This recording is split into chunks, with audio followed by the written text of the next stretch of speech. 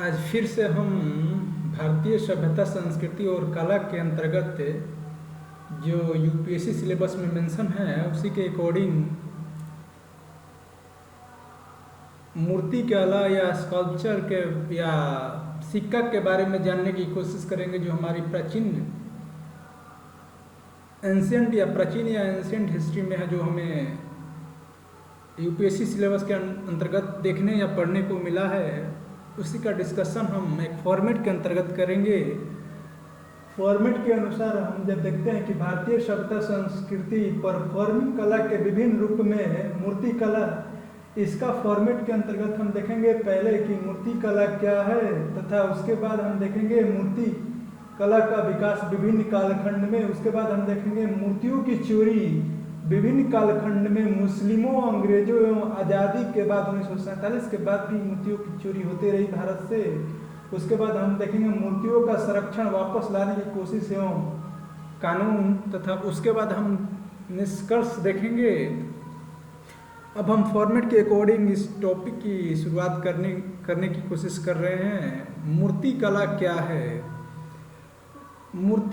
मूर्ति कला एक ऐसी कला है जिसके अंतर्गत हम विभिन्न धातु या मिट्टी या अन्य उपकरणों द्वारा या कांस्य, ब्रॉन्ज, सिल्वर या गोल्ड द्वारा एक आकृति का निर्माण करते हैं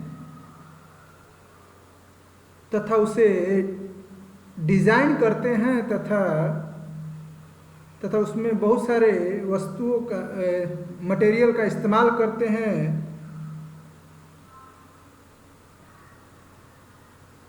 तथा ये एक तरह का इंजीनियरिंग, मैथमेटिक्स और मेजरमेंट से संबंधित या कला होती है, जिसके द्वारा मूर्तियों का निर्माण किया जाता है या मूर्ति बनती है। अब हम मूर्ति कला का विकास विभिन्न कालखंड में जब देखते हैं तो हड़प्पा सभ्यता संस्कृति में सिक्कों पर कई सारी आकृतियां देखने को हमें मिलती है, जिसके अंतर्गत हम देखते हैं कि सिक्कों पर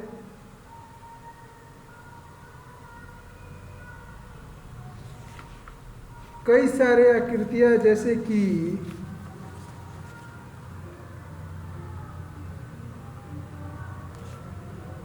जैसे कि जानवरों की तस्वीर या पशुपतिनाथ या रेक्टेंगल, स्क्वायर या सर्कुलर शेप में कई सारी आकृतियां बनाई गई है जानवरों की,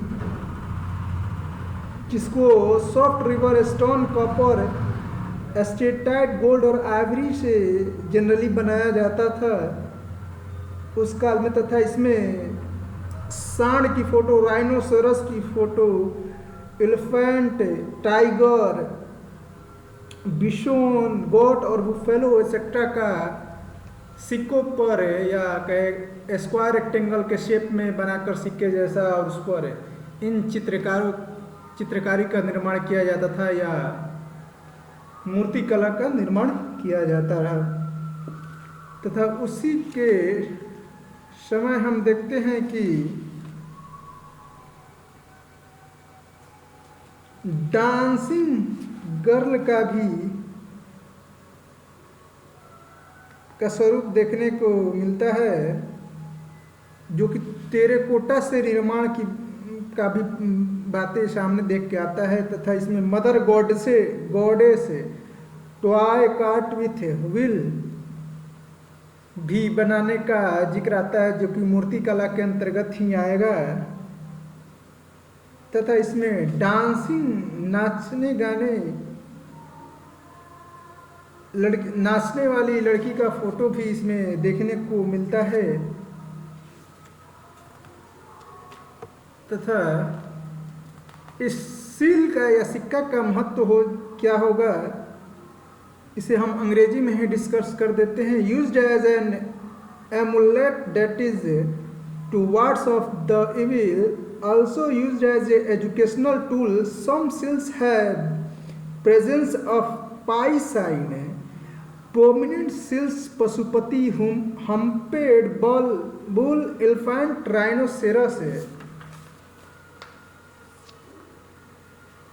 ब्रोंज मूर्तिकला के अंतर्गत हम देखते हैं कि यह एक टेक्निक्स थी तथा ब्रोंज डांसिंग गर्ल का निर्माण इस कालखंड में हुआ। यह नग्न स्त्रियों का डांसिंग के फॉर्म में, नाचने के फॉर्म में इनका फोटो नहीं बल्कि मूर्ति वगैरह मिला है, which include bangles, armlet, necklace, amulets. The left hand is on the hip of made using lost wax technique. अब ये लॉस्ट वैक्स टेक्निक या ब्रोंज टेक्निक्स के बारे में थोड़ा सा हम जान लेते हैं, जो कि अंग्रेजी में ही इसे डिस्कस करेंगे। Wax figure are covered with a coating of clay and allowed to dry. Then it is heated and the molten wax is allowed to drain out through a tiny hole at the bottom of the clay. The hollow mold is then filled with bronze or any other metal. Once the metal is cooled, the clay is removed. Example: dancing girl buffalo with its upliftment head, pack and horns. इसके बाद हम जो bronze casting techniques है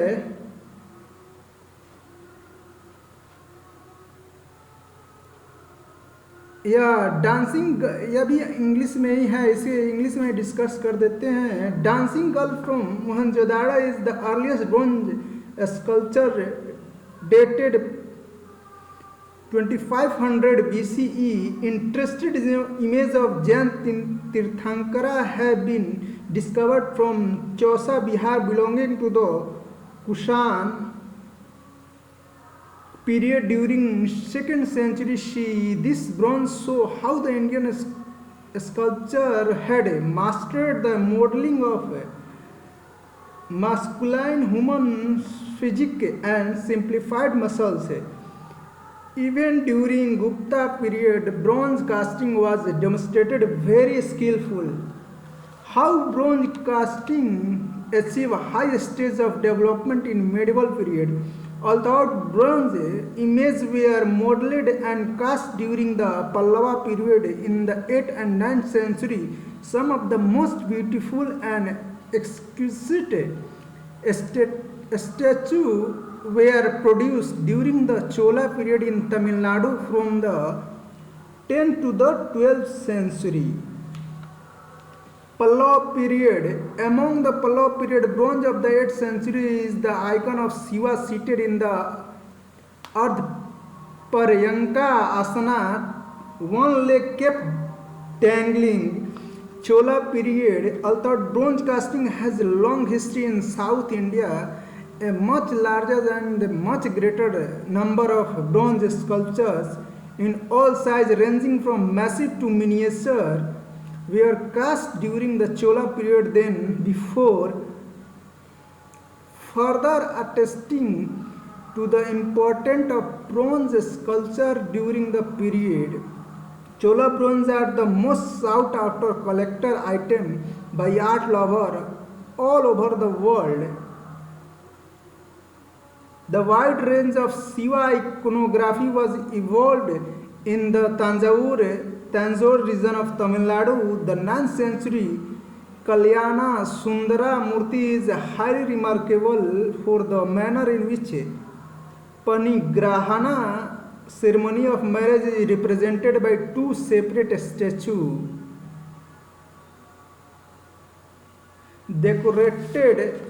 decorating temple bronze in the way of tradition at least 1,000-year-old, and such decoration are referred to the 10th century Chola inscription.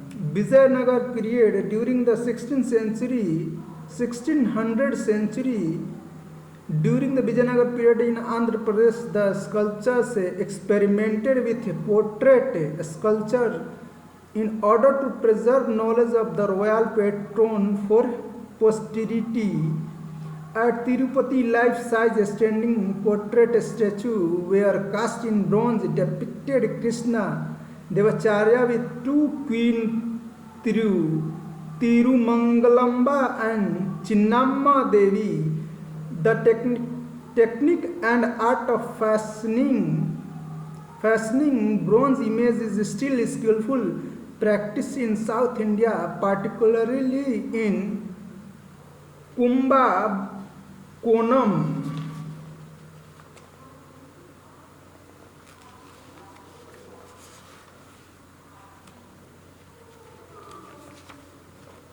इसके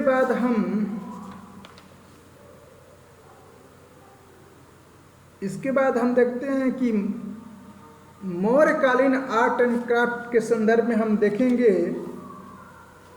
तो इस समय Buddhism school का विकास हो चुका था मौर्य आर्ट के समय, तथा इस समय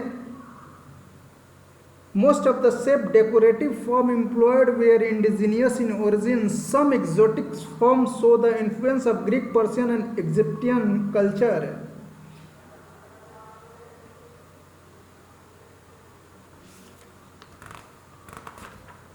इस समय देखते हैं तो पिलर का निर्माण होना शुरू हो गया था, जिस पर कि जो कि अशोक द्वारा बनाया गया था। यह monolithic Ashokan pillars are marvelled of architecture and sculpture.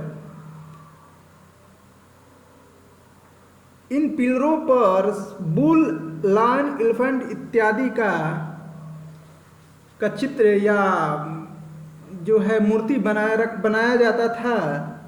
और सबसे महत्वपूर्ण Sarnath finest pieces of sculpture of the Ashokan period माना जाता है। तथा उसके बाद हम देखते हैं कि भारहूत, बोधगया, सांची, अमरावती और नागार्जुनकोंडा में इसी तरह के पिलर का निर्माण किया गया था। शेरों का जो पिक्चर है वो सारनाथ में, बुल जो सांड का या बुल का जो पिक्चर है वो रामपुरवा में, तथा लोरिया नंदीगढ़ में भी लायन का पिक्चर बनाया गया था। तथा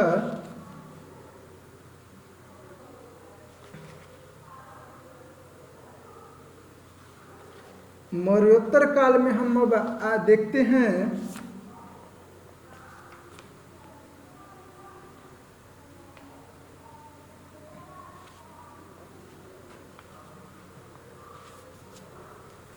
अब हम मौर्योत्तर काल में जब आके देखते हैं तथा इस कालखंड में कुछ मौर्य कालखंड में कुछ पोएट्री या बुड्ढा गुड्डी टाइप का भी बनाया जाता था, जिसे northern black polish were made of finally levitated alluvial clay, highly lustrous polish, largely used for dishes or a small bowl. Labs statue of Yaksh and Yakshini are found of many places like Patna, Vidisha and Mathura. Highly polished surface इस समय बनाया जाता है। यक्ष यक्षिणी का भी मूर्ति मौर्य काल में ही बनाया जाता है। पोस्ट मौर्यन काल के संदर्भ में हम देखते हैं तो 3 स्कूल का इस काल में निर्माण हो गया। गांधारा, मथुरा और अमरावती स्कूल का निर्माण हो चुका था इस समय। तथा इसी कालखंड में गंधारा आर्ट बुद्धा की मूर्ति बनाया गया तथा ध्यान मुद्रा भी इसी कालखंड में गंधारा स्कूल में ही बनाया गया था। इसमें 4-5 मुद्रा में मूर्तियों का निर्माण बनाया गया। हुआ था, जिसमें अभय मुद्रा, डोंट फियर, ध्यान मुद्रा, मेडिटेशन, धर्म चक्र मुद्रा, पिचिंग मुद्रा, भूमि स्पर्श मुद्रा, टचिंग द अर्थ मुद्रा, इन्हीं 4-5 फॉर्मेट पर मौर्य काल के गांधारा स्कूल में फोटो बनाया जाता था, बल्कि फोटो नहीं मूर्ति बनाया जाता था। उसके बाद मथुरा स्कूल में जब हम आते हैं तो हम देखते हैं कि जैन तीर्थंकरा का मूर्ति भी इसमें हमें देखने को मिलता है।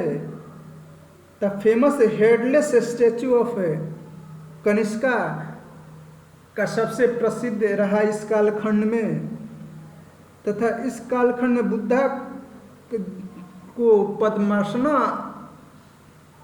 पद्मासना के फॉर्म में मूर्ति बनाया हुआ मिलता है, तथा right hand in Abhaya mudra included reassurance raised above shoulder, left hand on left things reflect masculinity, protuberance on the head.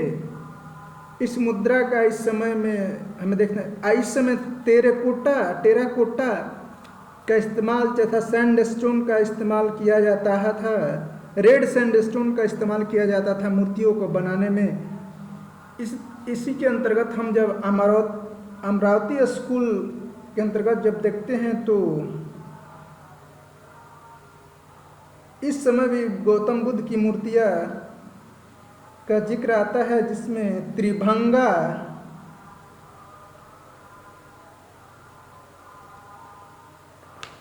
जो मूर्तियाँ लंदन में चुरा कर ले जाके रखी गई थी उसका, तथा कई सारे देवी गौतम बुद्ध के कई फॉर्म में मूर्तियों का जिक्र आता है। तथा इसमें हम देखते हैं कि Amravati situated in the bank of river Godavari, इसमें मानव की मूर्ति भी बना हुआ मिला।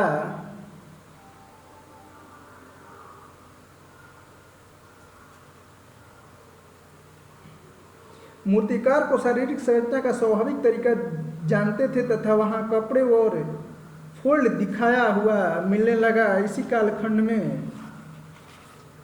तथा उसके बाद हम गुप्त काल में जब हम आते हैं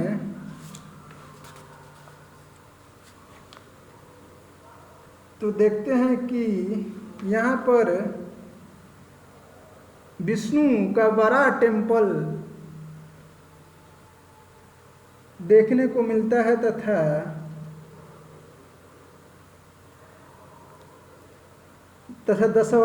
दशावतारा टेम्पल देवगढ़ झांसी में भी देखने को मिलता है। उसके बाद कैप्टेश्वरा टेम्पल की मूर्तियाँ का भी जिक्र आता है, तथा उसके बाद मनियार माथ श्राइन ऑफ राजगीर बिहार का जिक्र आता है।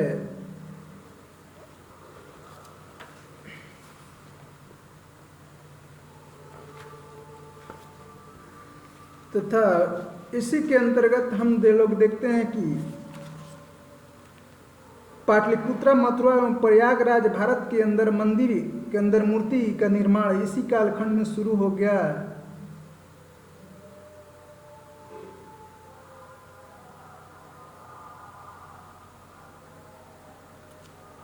तथा उसके बाद इसी कालखंड में,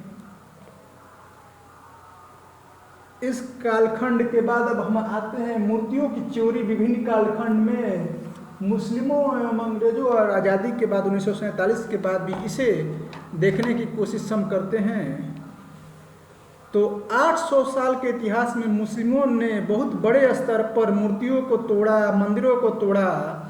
इसका जिक्र एक किताब 1990 के आसपास में सीताराम गोयल जी ने लिखा है। उसमें 3000 मंदिर और मूर्तियों तोड़े जाने का जिक्र है, जिसे उन्होंने अपनी पुस्तक में किया है। और मैं कुछ जगह की महत्वपूर्ण मूर्तियों और स्थानों का जिक्र करता है। शिव देवालय सोमनाथ है, काशी का शिव टेम्पल, मथुरा का कृष्ण भगवान का मंदिर, अयोध्या का राम तथा राम मंदिर तथा उमरी सन मंदिर का जिक्र आता है। उसी तरह डॉक्टर एस.एल. भैरप्पा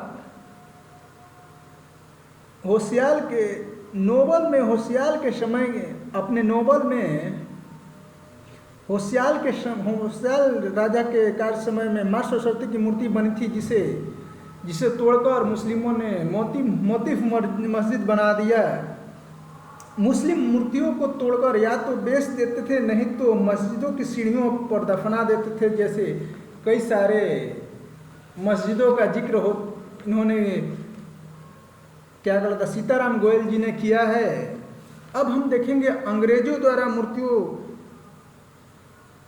का चुरा लेना या तोड़ा जाना, या अपने देश में अंग्रेजों ब्रिटिश या इंग्लैंड में भेज दिया जाना। ब्रिटिश म्यूजियम में वर्ल्ड लार्जेस्ट प्रॉपर्टी है, सब चोरी की हुई या यहाँ जिस देश में जाते थे वहाँ से लूटकर वो ब्रिटिश म्यूजियम में ले जाते थे।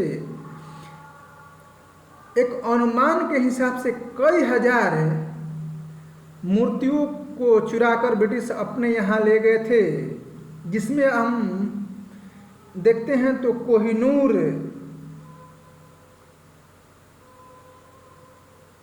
ब्रोंज से बना विजयनगर पीरियड के समय में कई सारी मूर्तियाँ।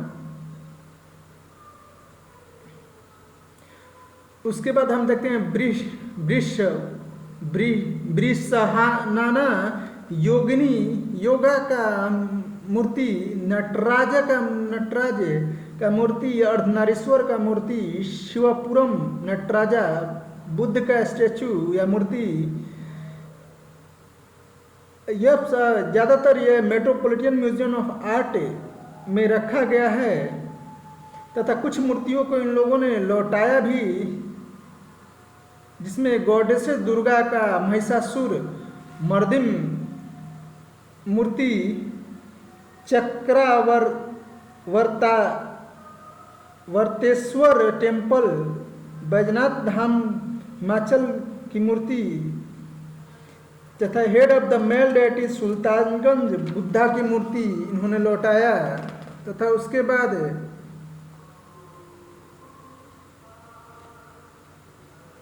बाद भी कई सारे देशों से जैसे कई सारी मूर्तियां भारत सरकार ने वापस लाने का प्रयास किया, जिसमें Britain, Germany, United state, Australia और न जाने कितने देश हैं। ऑस्ट्रेलिया ने 7 ऐसे एंटिक्विटी को भारत को लौटाया, जो कि स्कॉटलैंड के ग्लासगो सिटी म्यूजियम में रखा हुआ था तथा वहीं पर एग्रीमेंट भारत सरकार तथा उनके बीच हुआ और उन्होंने 7 ऐसे मूर्तियों को भेजा, जिसमें से गॉडेसेस अन्नपूर्णा कोहिनूर को ये लोग नहीं लौटाए। तथा हम जब 1947 के बाद जब देखते हैं तो भारतीय मूर्तियों और कीमती मूर्तियों का जो ट्रेड यहाँ के लोग करते थे, जो आज़ादी के बाद भी करते रहे, वो बिलियन में करते थे। तथा इन लोगों ने इसका धंधा या बिजनेस बना लिया था आज़ादी के बाद भी, जबकि आज़ादी के बाद हम लोग कहते हैं कि हम लोग लोकतंत्र इस देश में स्थापित हो गया है और हमारे हाथ में सत्ता आ गया। लेकिन कुछ ऐसे लोग थे जो सत्ता लेने के बाद भी हमारे देश से मूर्तियों को विदेशों में बेचा करते थे। एक अनुमान के हिसाब से सिंगापुर बेस्ड अनुराग सक्सेना ने एक रिपोर्ट निकाली थी, उसके अनुसार एक साल में 40,000 करोड़ रुपए की कीमत की मूर्तियां ये लोग विदेशों में बेच देते थे। तथा उसके बाद यूनेस्को ने भी एक एस्टीमेट बताया कि 50,000 आइडल या मूर्ति को 1989 के आसपास तक भारत से ले गया, मतलब 1990 तक भारत से ले जाकर विदेशों में बेचते थे और उसका पैसा बनाते थे। इसी आधार पर एएसआई ने काम करना शुरू किया और 232 ऑब्जेक्ट को आइडेंटिफाई किया, जिसमें Bros, copper, alloy, gold with enamel work, silver stone और टेराकोटा से बना हुआ मूर्तियाँ था, जिसको ये आइडेंटिफाई करने की कोशिश कर रहा है। तथा उसी के बाद हम देखेंगे कि मूर्तियों का संरक्षण वापस लाने की कोशिश एवं कानून के अंतर्गत हम देखेंगे antiquity and act, art treasury act 1972 तथा एएसआई तथा मिनिस्ट्री ऑफ कल्चर तथा certificate of registration of antiquity तथा antiquity and art treasure act in Tamil Nadu. इन नियम कानूनों के अंतर्गत भारत सरकार देश में